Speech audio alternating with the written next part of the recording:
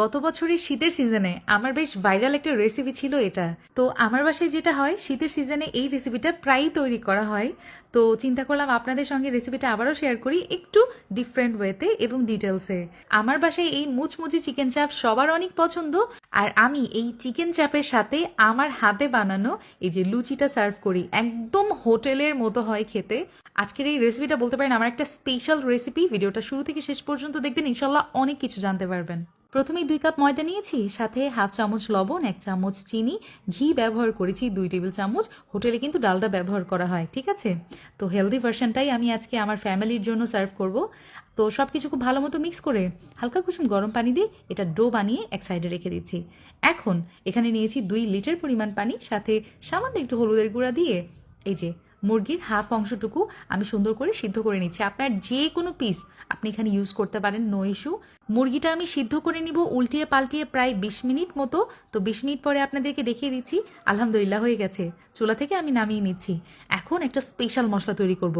হলুদের গুঁড়া 1/4 টিস্পুন, লাল মরিচের গুঁড়া 1 চা চামচ, জিরা গুঁড়া 1 চা চামচ, ধনিয়া গুঁড়া 1 চা চামচ, তার সাথে গরম মশলার গুঁড়া 1 চা চামচ, আদা রসুন বাটা মিলিয়ে 1 চা চামচ, টমেটো সস 1 টেবিল চামচ, লেবুর রস 1 টেবিল চামচ, পানি 2 টেবিল চামচ, আর লবণ ব্যবহার করেছি 1 চা চামচ। আর এইদিকে আরেকটা মশলা লাগবে আমার, বেসন নিয়েছি 2 টেবিল চামচ, সাথে চালের গুঁড়া 2 টেবিল চামচ, আরও নিয়েছি ময়দা 2 টেবিল চামচ, মানে সব 2 টেবিল চামচ করে। আর সরিষার তেল 1 টেবিল চামচ, পানি ব্যবহার করেছি 2 টেবিল চামচ। সবকিছু খুব ভালো মতো মিক্স করে দেখতে পাচ্ছেন কতটা স্মুথ একটা ব্যাটার তৈরি হয়ে গেছে। তো এটাই আমি চাচ্ছিলাম। এখন এই যে মুরগির হাফ অংশটুকু আমি যেটা করব, হাতের সাহায্যে ছোট ছোট পিসেস করে এখানে ছিঁড়ে নিচ্ছি। দেখতে পাচ্ছেন আমি কাজটা কিভাবে করছি। তো এভাবে আমি আমার মন মতো ছিঁড়ে নিয়ে ছোট ছোট টুকরো করে নিলাম এখানে। এখন আমি একে একে মশলাগুলো মিলিয়ে দিব।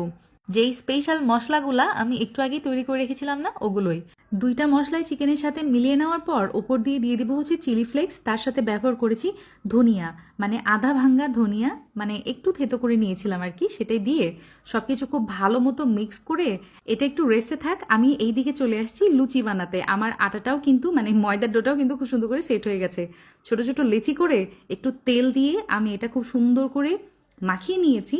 আর এই ডোগুলো তেলে মাখিয়ে নেওয়ার পর 10 মিনিট রেস্টে রেখে দিলে বেস্ট রেজাল্ট পাবেন। এখন আমার পছন্দ মতো একটা লুচির ডো নিয়ে নিলাম, আর হাত দিয়ে এভাবে ছড়িয়ে দিলেই তৈরি হয়ে যাবে লুচি। তো বেলাবেলি ঝামেলা ছাড়া এভাবে হোটেলেও কিন্তু তৈরি করা হয়, কাজ খুবই দ্রুত হয়। আর আমিও দ্রুত করার জন্যই এই কাজটা করেছি। আর তাড়াহুড়াই করছিলাম আসলে, কারণ একটু পরেই আমি সবাইকে নাস্তাটা সার্ভ করব। শীতের বিকালে এরকম নাস্তা হলে আর কি লাগে বলুন তো? লুচিগুলো তেলে ভেজে নিতে বেশি সময় কিন্তু লাগবে না, 15 থেকে 20 সেকেন্ডের মতো লাগবে ম্যাক্সিমাম।